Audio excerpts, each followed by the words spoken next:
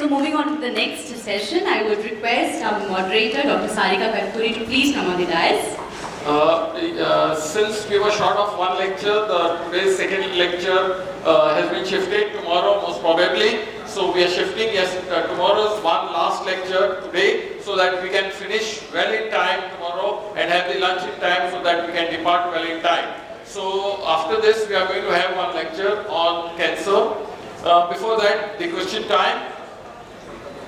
A doctor, we all know, is one who in a moment removes all the scattered sorrows of the face by just saying nothing to worry about. And the very next moment, the pain of the patient vanishes. But my friends, cancer therapy is not that easy. Though treatment modalities for cancer have evolved largely, but the suffering is indeed traumatizing. So before we have the lecture, a question for you all. When was the cancer treatment first developed? The chemotherapy treatment first developed. A rough idea in which year it developed? Rough guess? Any guesses? This century, last century? Wild guess? Price ka sawal hai. Yes sir. 1972. That's what you say. Sir? Okay. Anyone slightly differing from him? Slightly close. But late, that's the hint. Is he certain guess? I gave you a guess, he was slightly... Sorry? 1960. 1960. Close enough. Very close enough. I think we'll close here. 1956 is the correct answer. When methotrexate was used to treat this rare tumor called choriocarcinoma. And then over the years, we all know chemotherapy drugs have successfully treated many patients. So the prize goes to Dr. Sanjay Mani. I would request Dr. Ganesh Shenoy to come and hand over the prize. But sir, I'm back here. No, not this. It's hard. BMP है? BMP है मेरी जान. जान. आप इनकी बना लिया. मैं हम सबकी है बोल रहा हूँ. BMP है हमारी जान. पहचान मेरी में पहचान है मेरी मेट. BMP है हमारी जान. पहचान है इसकी. मेरी में. Thank you, sir. Thank you so much. Give to them. So now I call on stage the last speaker of the evening, Dr. Ashay Karpe, who is a consultant hemato-oncologist. Can we please have the video self-introduction video? After this talk, we are going to have the inauguration, the most important part. I request all of you to be seated so that we have dignitaries here who are going to inaugurate our session, and then we'll have the lucky round and the evening program. Yeah. Sorry. Dr. Ashay Karpe. I'm Dr. Ashay Karpe, medical oncologist and hematologist practicing in Berkeley since last 6 years. I did my BBS from Mumbai, Kenya, MD Medicine from Government Medical College in Aurangabad, fellowship in hematology and bone marrow transplant from Tata, Calcutta, and PM Medical Oncology and DSP Medical Oncology from Tata Memorial Hospital, Mumbai. I got a gold medal in MD as well as in PM and PhD. I have a passion towards oncology, and that is the reason I am pursuing this career. Thank you BMP for providing me with this opportunity. This is a long-term association with the BMP. During my undergraduation, there were lecture series arranged by BMP for all the students. From that, this journey to give the lecture during BMP Medimeet 2022. Thank you very much again.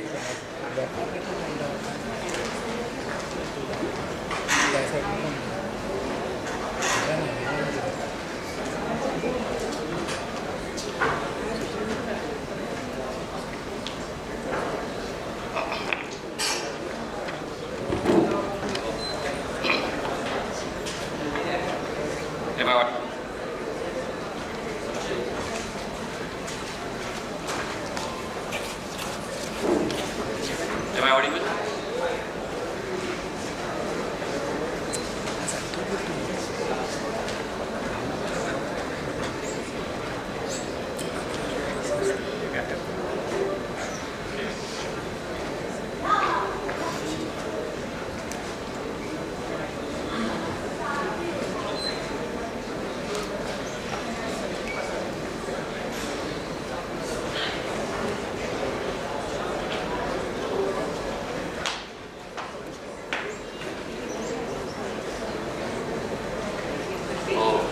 evening, everyone. Definitely, after having so many wonderful talks, I'm just going to give us a brief about cancer and why cancer. Now, even my wife is around, and she will tell everybody that I'm accidental oncologist. Because I'm physician at heart, hematologist by choice, and accidental oncologist by chance. And how this happened? During my last year of MD, I have attended one hematology conference, and that time I realized that I was not giving anticoagulation in a proper manner, and that's the reason I joined hematology for 6 months as a rotation, and slowly got involved in it. Almost I worked in hematology for 5 years, including bone marrow transplant.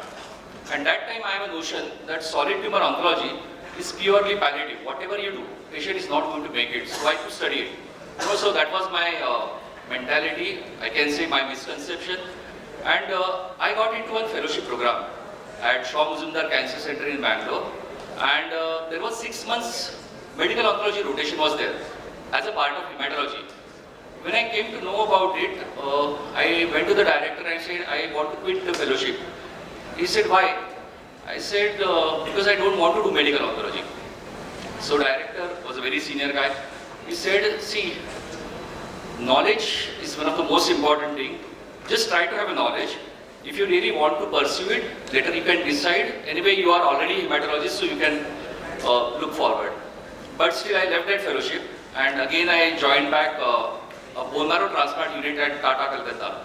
So actually, because of staff shortage, I was given in charge of oncology unit in Tata, Kolkata, and that time I was actually supervising even solid tumor chemotherapy without any knowledge, definitely, because I was just kept there as a monitoring the side effects. So one of the lady came to me and she asked me, "Ma'am, husband is having a CS stomach. Do you think what is the prognosis of his?"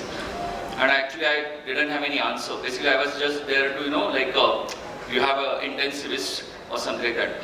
So I told her I will read it and I'll come back and I'll answer this question tomorrow morning. And when I read it, and then I realized it is not totally futile. And after that I again set for the entrance and got into Tata DMH, and definitely that was the journey altogether. So thank you BMB, as I already said, long association with BMB. I still remember as an undergraduate attending the lectures by Dr. Agam Vora sir, Dr. Jagdish Godur sir, even Dr. S.H. Joshi sir. It used to be on Saturday night or Sunday nights, for the all exam going students and third year students. So it was really wonderful to have. So all of us remember, Paul Ehrlich, and he has coined a term, Initially, the chemotherapy word was coined even for antibiotics, for that matter. It was not, it was use of a chemical to either kill tumor cells or microorganisms or the bacteria. And that is why Paul Ehrlich that time coined a term.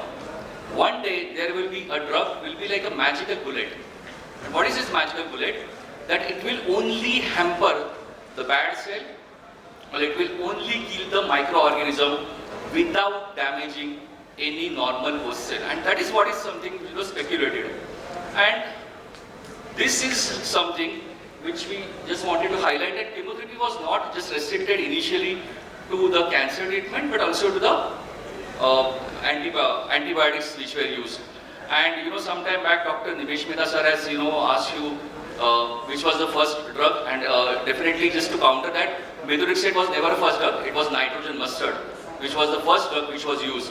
And this was one of the deadliest weapon actually. The nitrogen mustard was a gas which was used as a biological warfare during the World War I. And during World War II, they realized the pharmacological properties of it. Basically, those who got damaged because of mustard gas, this is also called mustard gas because it has a yellowish color and garlicky odor. So this was when people were recovering from it. What they found, that they have profound lymphopenia. Their WBCs were not recovering. And that is the time they realized, can we use this to treat lymphomas or acute lymphoblastic leukemia? And this was the first ever chemotherapeutic agent which was discovered, and still it is standing the test of time. Still, even in the refractory cases, we still use nitrogen mustard gas for lymphoma. So now chemotherapy means everyone thinks about all these things. You have mucositis, we have alopecia, vomiting, then fatigue, there is a neutropenia, you have extravasation. So all these side effects are thought about. I sit in the clinic. Chemotherapy, one of the deadliest thing people think about. Even as a doctor, I used to think about it. Any patient who comes to me, first thing he will ask me whether I lose my hair. That was the first question. In almost my 6 years of practice and 7 years before that, nobody ever questioned me what is going to be my prognosis. The first thing they will always ask me, will I lose my hair? And I always tell them, now the science is changing. And this is what is the science is changing. We have initial approaches, the initial chemotherapy, which almost has a nuclear bomb-like approach. You drop down everything, and there is a collateral damage in the form of alopecia, in the form of WBC loss, hemoglobin, platelet loss. But what is the difference between a cancer cell and a normal cell? That normal cell has a potential to repair itself. And that is the reason why they get repaired, and cancer cells progressively they die. And that is what is the property which we use in the chemotherapy. But now we are moving more towards what is called the targeted approach. There is a sniper kind of approach. When you identify cancer cells, who identify what is the property of cancer cells, how it is differentiating from the host cells, and just target it. Whether can we do it or not. And this is what is something cancer therapy evolution. If really I have to say it, cancer therapy existed much before. Only thing that we were never aware about it. So it existed before that also in 3000 BC to 1890. Again, I will tell you one of the most fantastic example of targeted therapy is the hormonal therapy which is used in breast cancer. So hormone receptive breast cancer, previously what they used to do, they used to take it out ovaries from the affected patients, and the breast tumor used to get shrink. And that is the reason why they realized the hormonal therapy can work in the breast cancer. Slowly we have radiotherapy, chemotherapy, and now the era is immunotherapy, where I will be coming in a short while. So always people keep asking me, what is the benefit of chemotherapy? And I just wanted to highlight you in the first two. First, that pink line is Hodgkin's lymphoma. You can look at in 1940, survival was 40%. In 2000, it is more than 90%. And I'm saying a cure rate, I'm not saying. Another, this red line, look into 1950, the red line, it was 0. 1 year survival was 0 in childhood acute lymphoblastic leukemia. In 2000, it is more than 90%. Now there is a new protocol. Their survival is 100%. A protocol called ICICL. There is only one death in the entire protocol, and that was also not because of the disease, because child died in a road traffic accident. So what I'm trying to say is systemic impact of the systemic therapy. Now we are discussing a lot of things. Now we always talk about international guidelines, ESMO guidelines, USA guidelines, NCCN guidelines. But what is the most important thing what we realize? We have to think about personalized medicines. What suits for my population, what suits for my race, and that is one of the most important thing. It will be in the term of prevention, it will be in the term of diagnosis and treatment. Because in cancer treatment, one size does not fit for all. And now we are realizing it, that even in the terms of prevention, especially those who are at risk of hereditary risk cancer versus those who are a normal population, their screening guidelines are different. So you cannot apply screening guidelines for a normal person to a person with a hereditary cancer risk. Same hold true for the diagnosis and same hold true for the treatment. The next thing, the thing is something what we call is a precision medicine. And what is a precision medicine? It is something called as a tailor-made treatment. So what is a patient's host profile, what is his comorbidities, what is his drug tolerance, what are his allergies, what is his genetics, what is his tumor properties, and after that we take a call. So when we use randomly treatment, you will see there will be some adverse event, no benefit and benefit. But when you are giving a precision medicine, everyone is going to get benefited, and that is one of the most important thing. So I will just, sometime back I said by Paul Ehrlich, a term called magical bullet, and how actually it came through. So this is one of the most common example. What we say is a chronic myeloid leukemia. It is known as the Philadelphia chromosome. Why Philadelphia chromosome? It was discovered in the city of Philadelphia. And what happens in chronic myeloid leukemia? So there is a part. So we have 23 chromosomes, 23, 46. So it is 22 autosomes and 1 sex chromosome. So part of a 9th chromosome breaks and attaches to the 22nd chromosome, and 22nd chromosome part detaches and gets attached to the 9th chromosome. And this 22nd chromosome 9 combination is called the Philadelphia chromosome.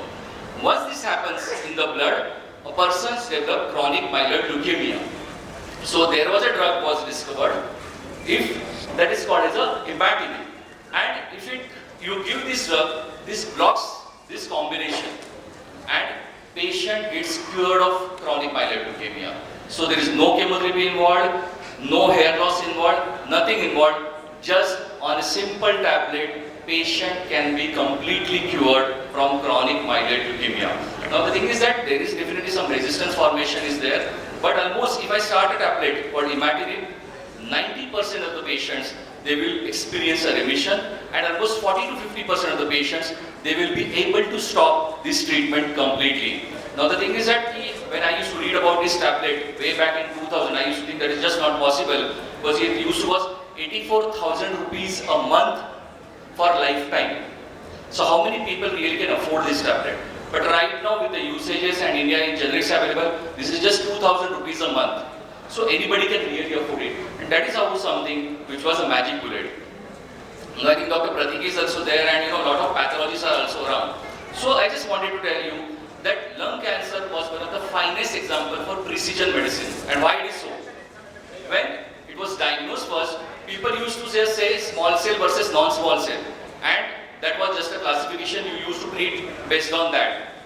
Then later on they started non-small cell also has adenocarcinoma and squamous cell carcinoma. And later they realized there are so many molecular subtypes exist, and for each subtype you have a specific tablet. You do not require chemotherapy. When I was a student way back in 2007, lung cancer cure rate was almost 5 to 10%, and somebody with stage 4 lung cancer, survival was 3 to 6 months.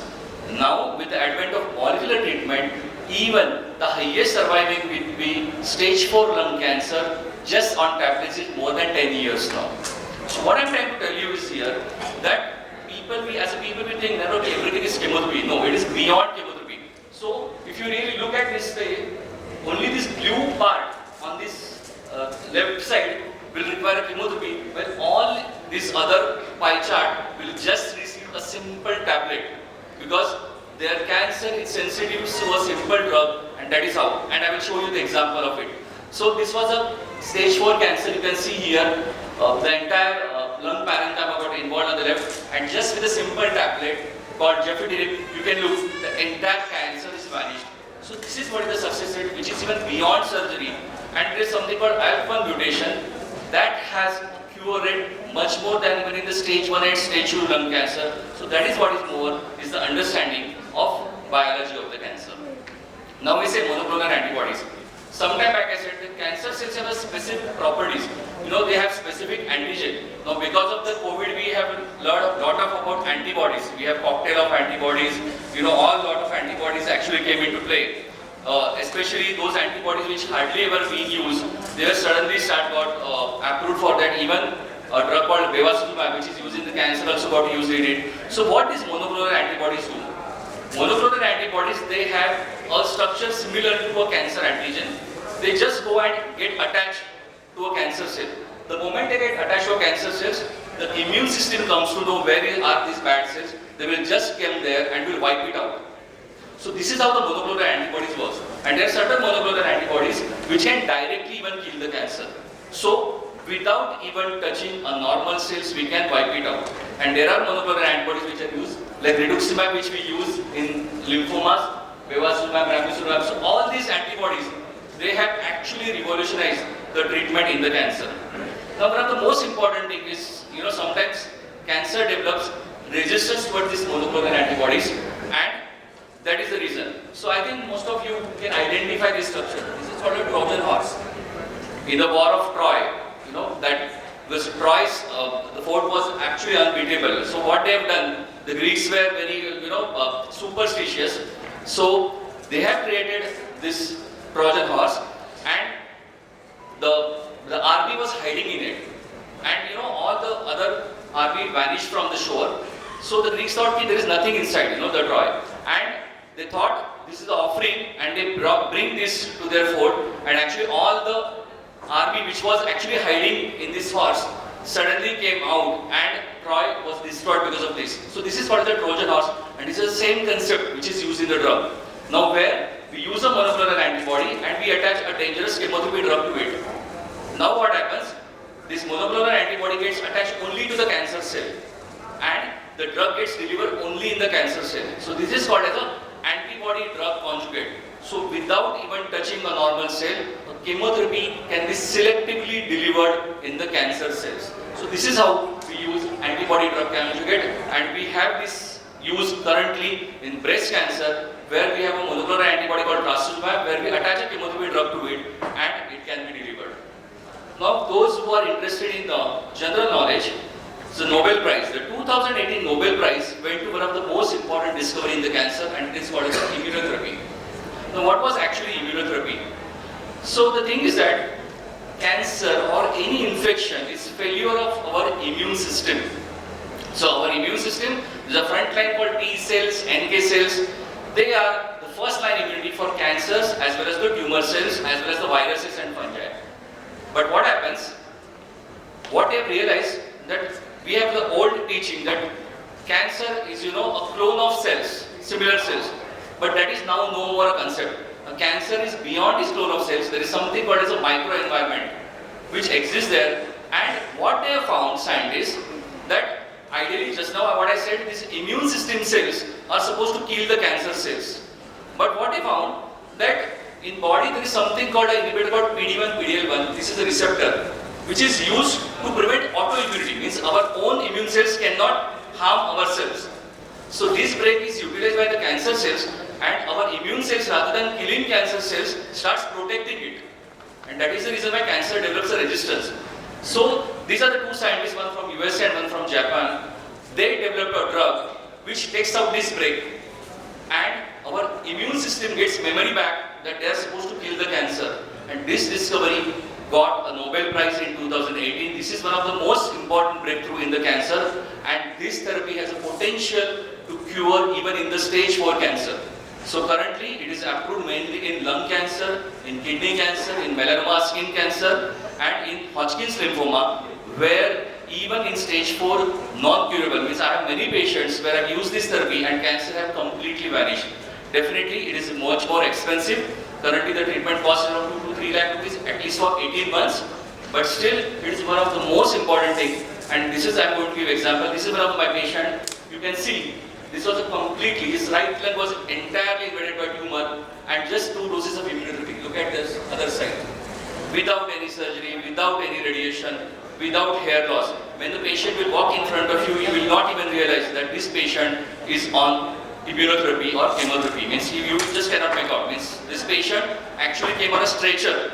Now 2 years down the line, he drives himself and comes to my clinic alone without even relatives with him. Next and the most important thing, and this is one of the technology when I am working with IIT for this. Now what they have realized that all these immunotherapy are, they are not specific for the individual. Can we train T cells? And this is how they have realized. So what they do, now actually this technology right now developing in US, currently we are going to have with IIT and Tata Memorial Hospital is exploring it, and even I am part of it. So where we take out a tumor from the patient, we studied it properly, we take out the T cells from the patient, we grow in the culture, train these T cells to kill these tumor cells. Then in a culture we multiply these T cells, and these T cells are injected back in the patient, and they completely wipe out the cancer cells. So this is something what we do, that this is a lentiviruses which comes in, where you can induce these genes, and these T cells are multiplied and again injected back. It is a kind of a small transplant basically, but this has a potential. Now currently this treatment costs around 1.5 CR per session, but now with the advent of IIT, we are trying to bring down the cost. We are going to develop an Indian version of it, may be available by the next year. So this is one of the most important thing which is we are going to do, where each person will not have a chemotherapy, but he will have a specific T cell which is injected for his cancer. Lastly, we have now this kind of reports. Now we don't get histopathology reports. We get the tumor, classified everything, which gene is mutated is there, and we give the treatment accordingly. So for all the patients, now chemotherapy is not required. Cancer vaccines, which is the most important thing, I will just wanted to advocate everybody, HPV vaccination without any failure. All of you can bring it. It prevents cervical, vaginal, vulval and anal cancer. We recommend ideal age is 13 years, at least minimum 3 years before anticipated sexual exposure. Should be given at least before age of 26, but can be given any time. There are 3 doses, and it has a phenomenal impact. Second one, definitely we have in the vaccination schedule hepatitis B for hepatocellular carcinoma, And what another thing found, the BCG. BCG induces a cell-mediated immunity. So what they found in a lung cancer, if you give BCG vaccination along with the chemotherapy, that actually enhances the anti-tumor effect, and that is what is looking at. So now the next thing we'll look from a movie like sci-fi movie, and that is what is the most important thing. We may be able to have that by 2050. Now here what will be done, they will create a microbot last. So this is the future. They will create a microbots, means there will be tiny robots. These tiny robots are filled with anticoagulant. These will be injected inside the body, and these robots will deliver the drug directly inside the tumor cells, and they themselves will get destroyed. These robots will deliver the drug, and that will block a blood supply to all the tumor cells. This is called the nanobots, and this is how it will look. It will just go to the tumor cells, it will create. What is they are expecting by 2050, this should be available. Right now, they are working on it, but the problem is that they are too small to be detected by any imaging, and how to monitor it is the biggest issue. So nanobots, what is going to be a really future where small robots will be designed based on the tumor, and the tumor can be wiped out. So this is in somehow what I'm trying to tell you, that cancer therapy is getting evolution. It is definitely. Right now, if you look at it, 65% of the newer drug every year discovered are in cancer treatment only. Only 35% in the rest of the branches. So cancer does not always mean a death. You have to fight back. Definitely, whatever may be. You know, we have so many celebrities around and so many other patients who are there. Definitely, where there is success. So definitely, there is a hope in cancer treatment. So do not feel, you know, like just like me, that everything is palliative. Definitely, there is a hope at the end of the tunnel. Thank you very much. Thank you so much, sir. It was really an enlightening session, because there are so many new therapies, and the precision of medicine can actually be, we can see in this session. Thank you so much. Any questions for sir? Any questions? I think it was really good, because everything is so new for us. So thank you so much. Okay, sir, please. Ashay, sir. To felicitate Dr. Ashay, I would request our moderator to please felicitate him.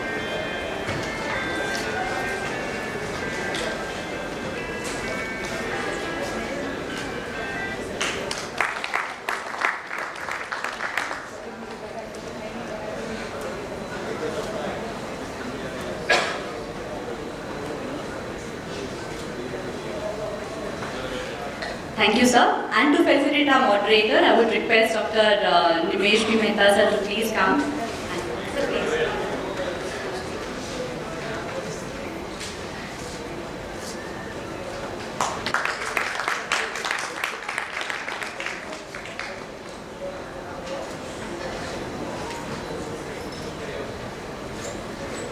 Thank you so much, sir.